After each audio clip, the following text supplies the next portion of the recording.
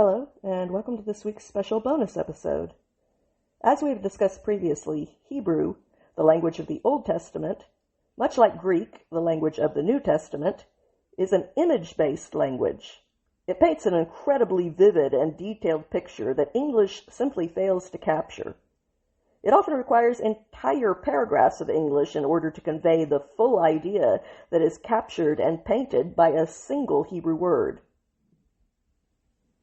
As I have been studying and translating the Hebrew words in the Psalms as part of my own attempt at a paraphrase translation hybrid, I have been unbelievably overwhelmed by the richness of what truly lies in these texts, and so I have decided to share some of what I have found, one digestible piece at a time. Over the last few weeks, we have talked about who God is, what sin is, what purpose all of his rules serve, and the stable foundations of reality. Then last time we talked about the standard that we are aiming for as part of an elevated experience of existence, righteousness, and how that standard is not an arbitrary thing. It is something that is outlined and defined for us through God's comprehensive body of actions. And true righteousness involves abandoning our own inferior standards, however virtuous they may seem to us, and instead deliberately deciding to trade up by conforming to the true standard for integrity. But let's be honest, that is a big thing to ask of people.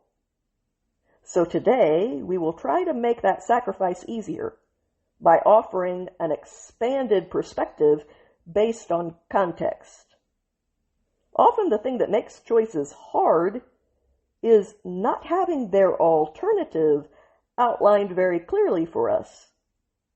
Not to get controversial, but just to use a hypothetical scenario with some real-world parallels. However, right now I am referencing my own hypothetical, not current events. If I told you that we needed to conduct military strikes on a dangerous enemy, and that I knew with certainty ahead of time that 10 American soldiers would be killed as a result of making those strikes, you would probably be against proceeding with them. That doesn't sound like a very good choice. 10 selfless heroes will die. But if I also told you that without those strikes, a nuclear bomb would be dropped on a major American city and more than 1 million civilians would die in that attack, instantly your perspective shifts. At least a little bit, if not more. A lot of times, the cost of doing something are very clear, while the equally real consequences of not taking action are far more vague, and that makes them harder to weigh in the balance, although you need to do that if you are going to succeed in making the best decision possible. Let me provide one more example. This is a point that the great orator Ronald Reagan once made on a late-night show. He said that everyone is always for a new program when it is first proposed, but only because the costs of those new benefits are never made as clear as the benefits themselves are. If I am offering you a benefit that you don't currently have, why wouldn't you want to take advantage of that? He pointed out that any poll that was taken simply asking voters if they wanted to vote in favor of the creation of Program X would all change drastically and instantly just by outlining the fact that nothing in this world is actually free. Everything that you do or don't do has trade-offs. If you only ask voters, would you like to have Program X and its nice benefits? then of course most of them will say yes. But if you give them $100 in cash first, and then ask them if they want to relinquish that money back to you, the whole $100 that is sitting in their pocket right now, in order to pay for the program, or do they want to pass on those benefits, that is going to change things for a lot of people. The same people who would have said yes to anything that seemed free now have much higher standards for what is worth surrendering that money for and what is not. For people to make good choices in their life, both options have to be clearly outlined, not just one. So, with that in mind, when we are factoring in the costs of deferring to a higher standard, we should consider the costs of doing it our way too, because that choice is not cost-free either. To that end, we are going to contrast a few opposites today in order to clarify some choices that currently lie before us. Today, two paths diverge for your life from this very spot, and that means making a choice. The first Hebrew word that I want us to look at is ra. To put it simply, ra is the word for bad. Bad in this biblical sense can refer to something that is morally wrong and even evil, or simply to unpleasant things and unpleasant situations. Ra is the word for pretty much anything that is negative, including something that is bad because it is harmful, a disaster, destruction, calamity, misfortune, immorality, depravity, wickedness, and even something that is malicious.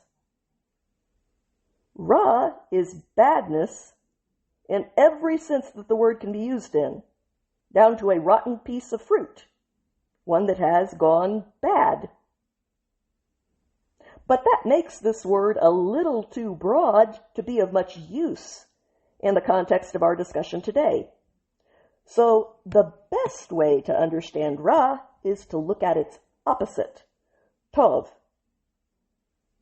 The opposite of bad is good, and they both stand before us as options for our life and conduct. Options that were both represented in the tree of the knowledge of good and evil. Or to put it more accurately, the tree producing the intimate experience of Tov and Ra. Et ha-da'at Tov v'Ra. This is the tree that offers us the experiential consciousness of both Tov and Ra. But the best way to understand Ra is to grasp what Tov truly is, so that you know what you are giving up. Like that person with $100 in his pocket who is being asked if he wants a new government program. Tov is the Hebrew word for good. Now, I tend to think of good in one of two ways: moral versus immoral, or as a grade, a B. It's definitely not bad. It's even better than average, but it ranks below great. However, this is not at all the idea of Tov. Tov represents a rich variety of components in its goodness. Tov is a sensory pleasantness. Anything pleasurable to the senses, beauty, sweetness, and harmony. It does contain the moral element as well, indicating something that is aligned with moral rightness. And it also has a component of order and functionality to it as well, For something to be tov means that it is beneficial and to a life-giving degree. Tov is not just the absence of bad or evil. Tov is about thriving and flourishing with life. It is about something fulfilling its intended purpose so exquisitely that its functionality, its meaning, blooms, and life multiplies as a result.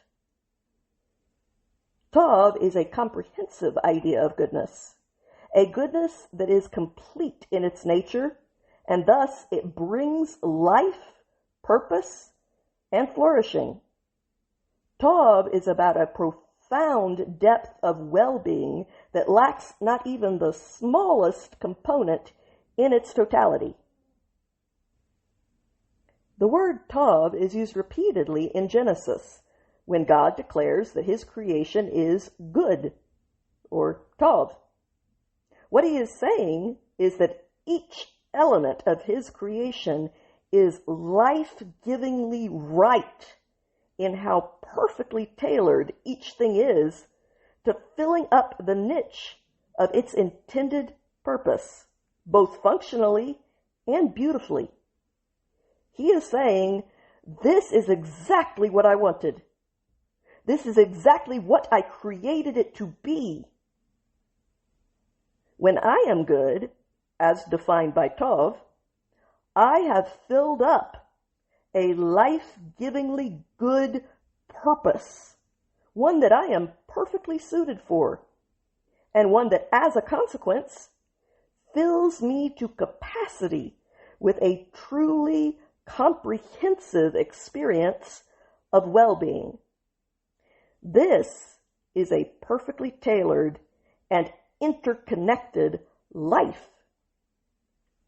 When Tov is used as a descriptive qualifier for something else, Sekel Tov, for example, that word describes a perfectly fitted, perfectly tailored, perfectly appropriate, life-givingly positive, common sense, clarity, and reason.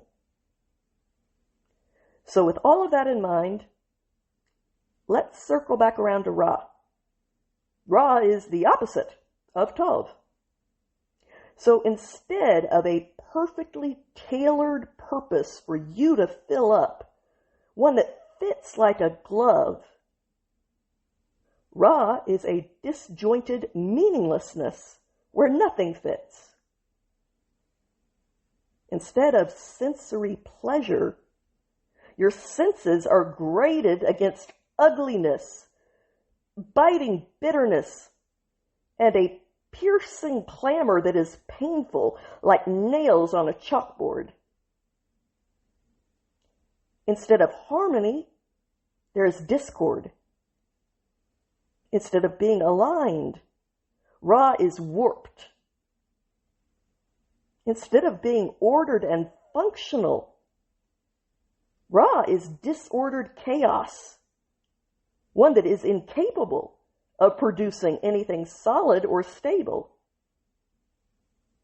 Instead of being beneficial and life-giving, it is a destructive and barren state of living death. Instead of thriving, expanding, and growing more complete as life multiplies in every dimension, your world is shrinking and contracting into an ever more suffocating trap. The badness of Ra is a void, like a black hole at your core, one that is sucking everything in and destroying it, even light, until there is nothing left for it to consume, because everything is gone, including you, and it collapses in on itself. That is what God is warning you about when he says that something is bad How much bad do you have to intimately experience, like Adam and Eve did, before you will take his word for it that good is better? We all learn in different ways and at different rates, but the truth is still universal, no matter how long it takes any individual to get there.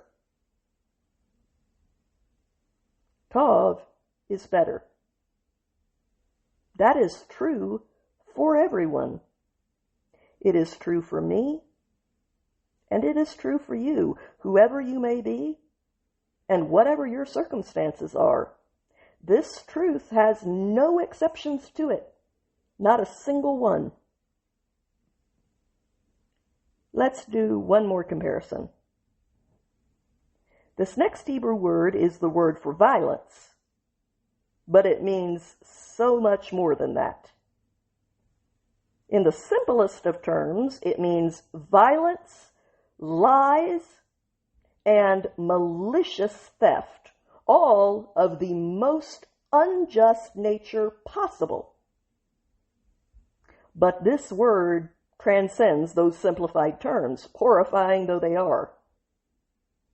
This word describes appalling violence, unrestrained oppression, maliciously unjust theft, barbaric cruelty, horrific hostility, and a cancerous, cruel brutality, all wrapped up in poisonous lies.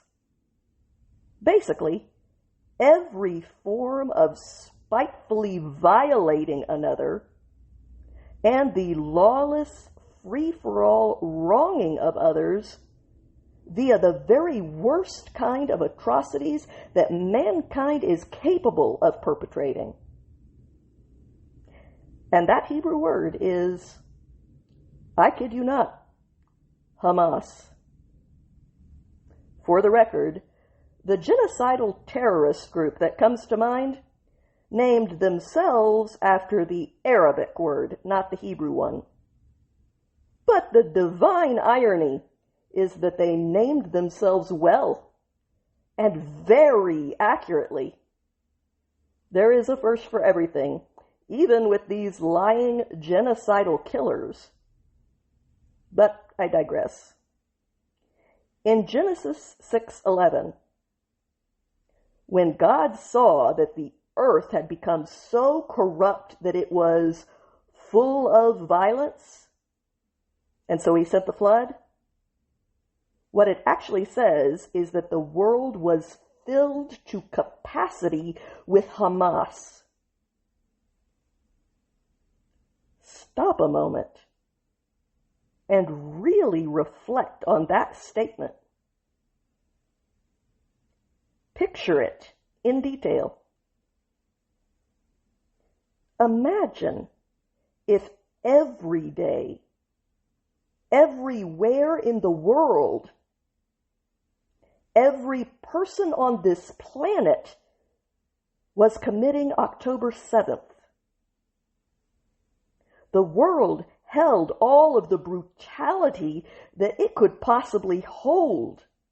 There was nothing but brutal rape that went on and on until the victims were dead.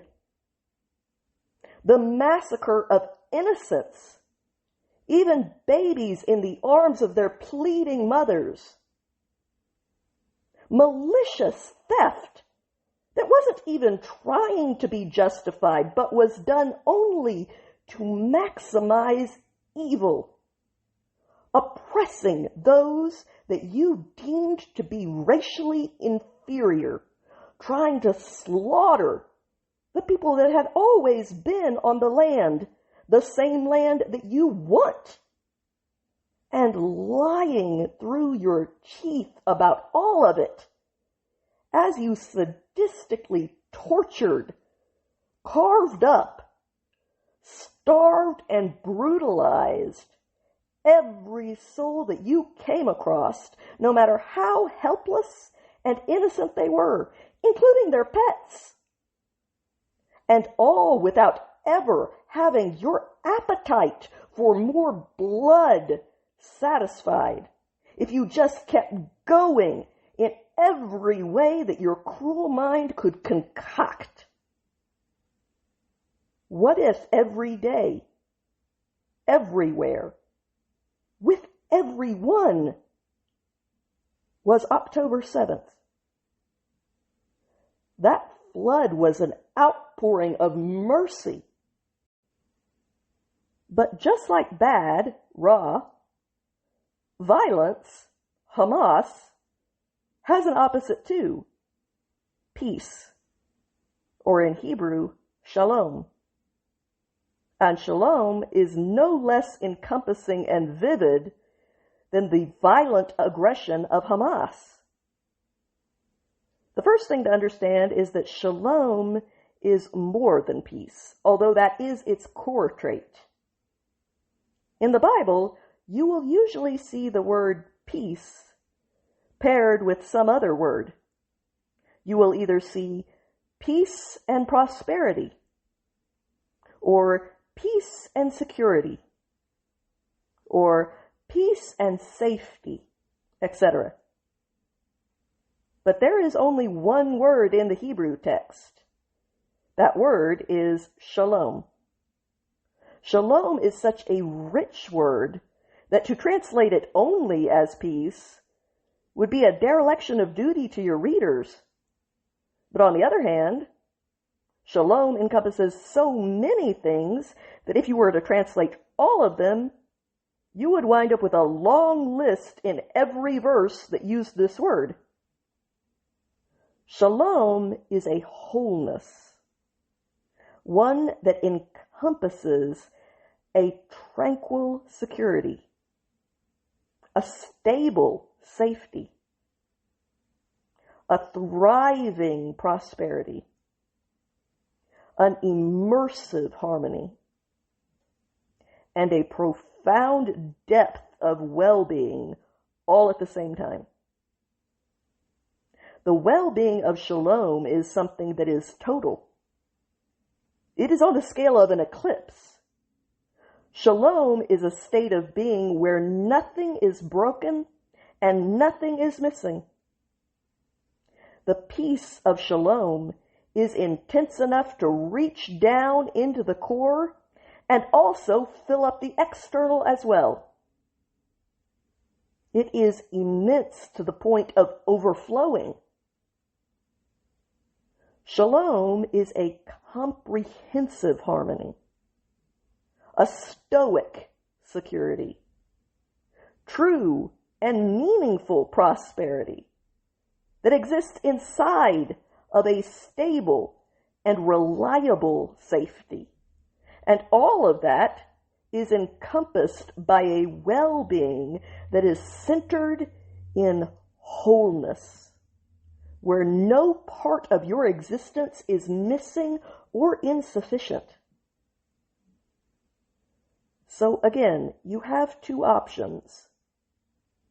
The stability that comes from a peace that transcends understanding itself and surpasses any circumstance. One in which you are whole no matter what happens around you.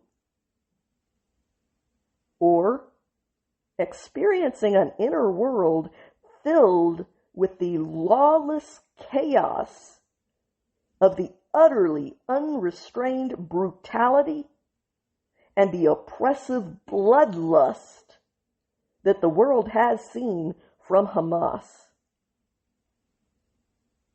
It is either good or bad, violence or peace. And the better option of the two is not the default. Your way is the default. One that will take you down the road of Ra and Hamas. Deferring to something that is elevated above that is better because it can offer something that you cannot fuel yourself. Tov and Shalom. The choice is yours, but neither option is cost-free.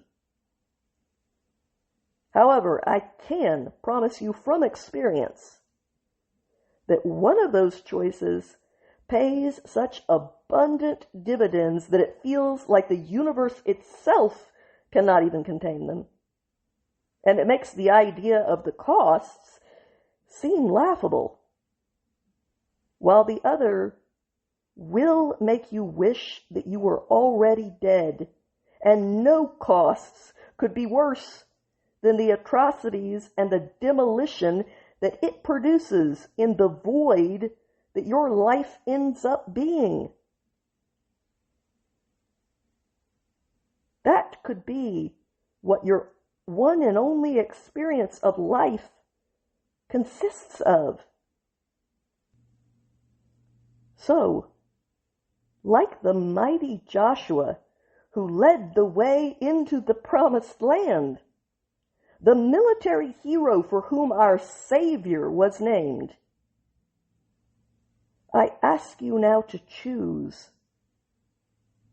And to paraphrase Joshua 24, verses 24 through 25, for these very reasons, be filled with awe for Yahweh and defer. Work towards Him in sincerity, building on reliable truth, and put away the powers that you idolize, the ones that you work towards inside of traps that enslave and confine. Don't you feel trapped, imitating some other broken slave in similar restraints to yours? It is so much better and liberating to serve Yahweh than to serve these cruel, empty, and fickle forms of power and strength. If it is revolting in your eyes to serve Yahweh, you have a choice. So choose today whoever and whatever you will spend your life serving and pursuing. The thing that you idolized in your barren lives as exiles? The same things that failed so many others who lost everything in that choice. I encourage and plead with you to choose well, but your choice is yours. I have made mine. And as for me and those that I build my home with, we will defer and work for Yahweh. His pay is the only currency that is worth having. It is life abundant, something that nothing else can purchase for you. Thank you for listening to this week's episode. I hope that you enjoyed it. If you did, I would ask you to please help me build this podcast into a success by clicking the like and follow buttons, because that is what does the trick in making these things successful, and it doesn't cost anything to do. Plus, it lets me know which content you're enjoying so that I can make more of that kind of content. And I hope you come back again next week. Until then, have a good week, my friends.